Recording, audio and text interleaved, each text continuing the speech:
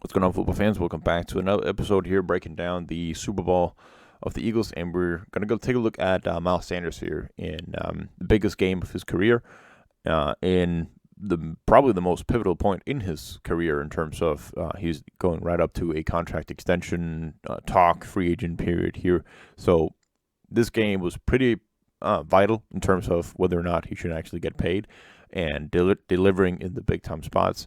Of course, you can take a look at everything he's done throughout his career, and that will probably be the most reasonable thing to do. But also, when you're going to pay a running back, you also want to look at those big games to see whether or not they were factors in that and important pieces in that. So let's just get right to the tape of Miles Sanders. Very first play of the game, and we have a zone to the right side here. We're going to be backside block, and basically we're going to have Jalen Hurts being able to keep the ball himself if he wants to. Going to be handing it off right here to Miles Sanders. The option play for Jalen Hurts and the read that he makes right here makes Willie Gay take steps to the right side. Like we saw against the 49ers, that's just the effect that Jalen Hurts as a runner has on linebackers. See here, he's even going to the right side here, respecting Jalen Hurts as the potential runner on this play. And the rest of the offensive line are just going to be zone blocking to the right side.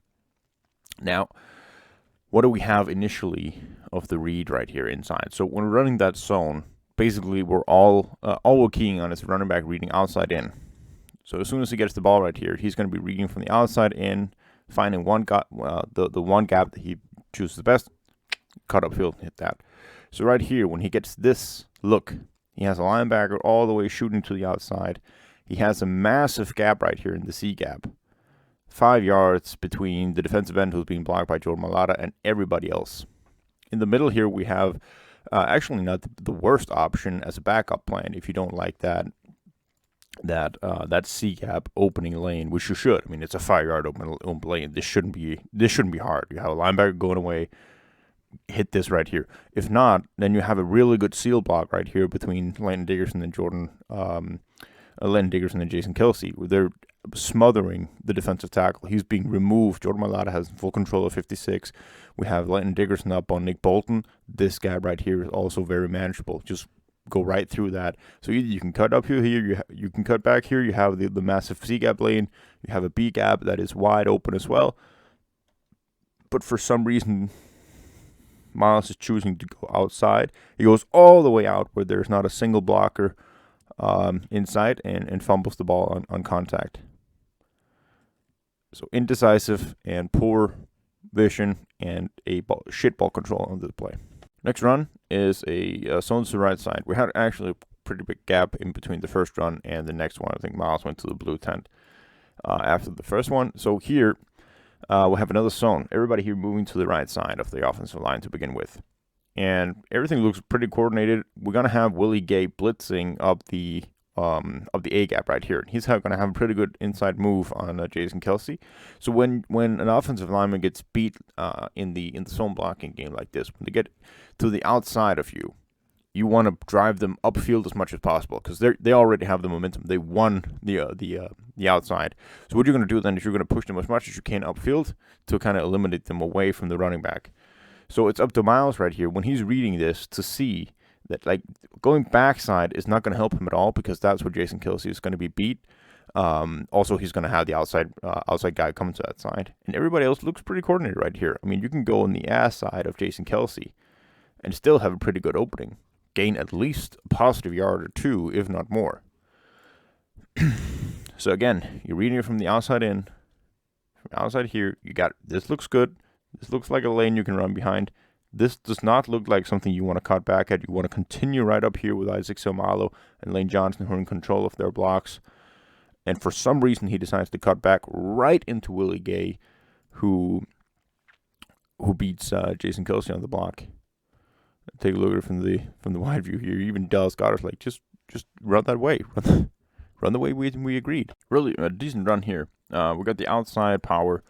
So basically what we're going to do is we're going to be pulling both Lane Johnson and Jason Kelce to that outside. We want Dallas Goedert to be reach blocking on the defensive end right here. That's a big task, especially because he doesn't get any help from Lane Johnson or anybody out there. So that's a big task for him. But Miles does hit that gap that he needs to right in between Lane Johnson and Dallas Goedert. Now Jason Kelsey's just going to be taking on most dangerous, and that is going to be Willie Gay at that point, as he's coming out there. So good job by 8. I don't know who it is, but I mean, he has the advantage against Dallas Goedert when you're going outside there. And he sheds the block at the last second there. Otherwise, Miles is going to have a better opportunity of gaining more on the play. But they do get 4 yards. This is a good example of following your blockers, actually going out. Because he could as well just have cut it back right here, stopped and go backwards. Probably wouldn't have ended in anything positive. So that's fine. Massive opening on this play right here. This basically looks like, this is a fun concept here, because it looks like we're running like a split zone, but we kind of half the offensive line. So we're running backside blocking here on Mailata and Dickerson. They're going to be down blocking on the left side. Then the rest of the offensive line here are going to be zone blocking to the right, with Jack Stoll coming in as that split zone blocker in behind it. And so he's going to be the lead blocker here, coming in and taking on Nick Bolton. So it kind of becomes like a wing lead as he's coming up here. Massive gap for Miles Sanders, and I guess you can't blame Miles Sanders too much. They need 7 yards here. He gets 4 or 5, so it still sets up 3rd and short. I don't know. I guess I just, when you get this, you hope for more than just a few yards. But I mean, can't complain too much about it. Fake sneak toss. So we're basically going to be looking as if we're running the sneak right here, then toss it out to Miles Sanders. We're going to have zone blocking outside here. Devontae Smith, good job of taking the backside block right here.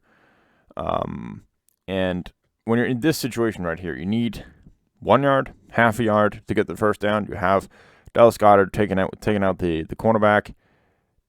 You just hope that you have a running back that is strong enough to just plow through this with these like lead blockers in front and get the first down. But he gets smothered on the first contact that he gets in there. Credit to Nick Bolton. I mean, it's probably a good hit. It's just, I mean, Super Bowl 3rd and 1, lead blockers in front of you. If you're not strong enough to work for 1 yard against contact, then cut back. It's the right decision. I would not have cut back right here. That's not what I'm saying. It's just not good enough. There you go. This is the very last drive of the game, and it's exactly what I've talked about in the other plays. Is that here we have the zone blocking scheme again, zone to the left side, where you read outside in. So here, Chris Jones is getting upfield on Jason Kelsey. So you read to the back of that. You see you have opening right here. It's not large, but you drive through that, and you see what it gets you. And here it gets about 5 to 6 yards. So this is exactly what he should have done on the other reps, where 1, he bounced it outside, 2, he bounced it all the way back into pressure. He could have bounced it outside here into pressure as well. He could have gone back here where there were no blockers. That's exactly what he did in the other plays. But this is the correct read. Going forward, leading with your blockers, getting 5-6 yards on the play. All right, we get the outside power here once again. And like before, he hit the gap relevantly. Here he gets outside. Follows Jason Kelsey, just absolutely smothers the linebacker right here. I mean, Willie Gay, rip. And follows it well through here. A.J. Brown with a not so great blocking effort right here on the outside cornerback here in 23. Because if he actually has him sealed off, and Miles can just cut in between all this right here, that's a conversion. That's absolutely a conversion. But 23 gets the tackle right there. I don't love the contact balance, and we're getting into, you can call this nitty-picky. A cornerback making this type of effort should not be able to push you down like that. And I think it's because he doesn't see him. I mean, he's just cutting up field here, not expecting the contact. He should expect the contact. There's no, can't excuse that. Fine read, cuts upfield when he has to, gets down a little bit too easy. Yeah, so I didn't love it. I hate it, to be fair. I think he read things wrong. I thought his vision was poor. I think he didn't play with any physicality.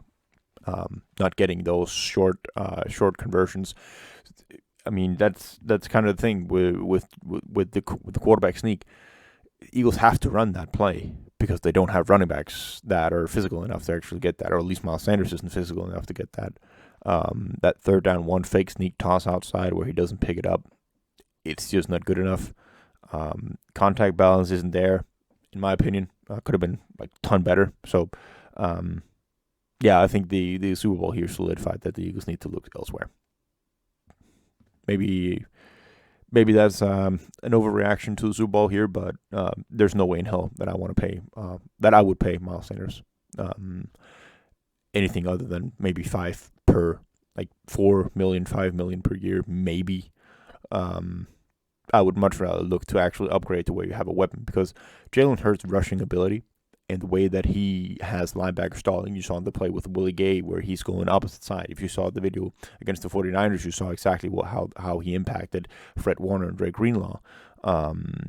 If you have a running back that can hit home runs and can create big plays themselves, that just opens up so much more. And behind that offensive line, sky's the limit in terms of that. So, yeah, that's my biggest takeaway from going through Miles Sanders in this game.